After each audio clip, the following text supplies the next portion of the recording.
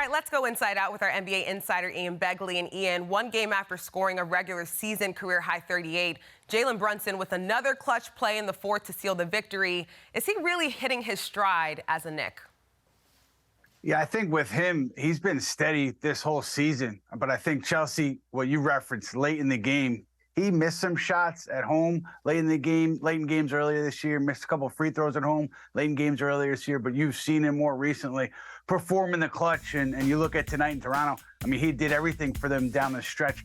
Toronto was pressing the Knicks, was making a comeback, and they put the ball in Jalen Brunson's hands. He settled down the gym. I think he had 8 of the Knicks' final 9 points. And if you look at the way that they collapsed last week in Dallas, no Jalen Brunson.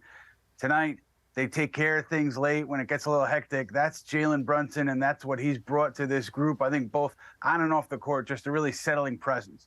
Absolutely, Jalen Brunson ready for the moment. All right, Ian, the Knicks allowed 52 points to Pascal Siakam when they played them 2 weeks ago. But on Friday, Julius Randle got his revenge with 32, including 6 threes. How impressive has his shooting been this season?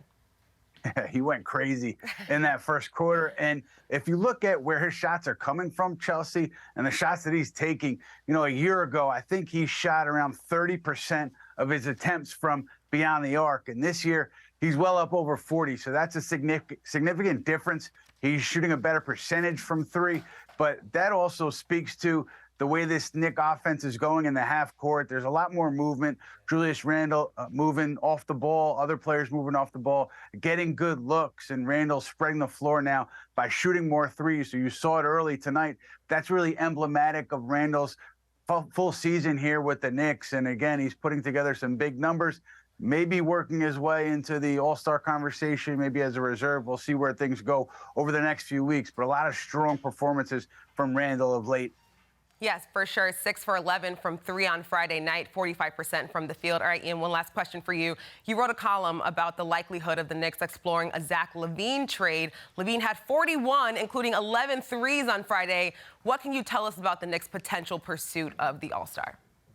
Right, so let's go back to 2020, the offseason. A few years back, Leon Rose had already taken over for the Knicks, and at that point, they had interest in Zach LaVine, and they were monitoring that situation in Chicago when LaVine was eligible for an extension and entering free agency.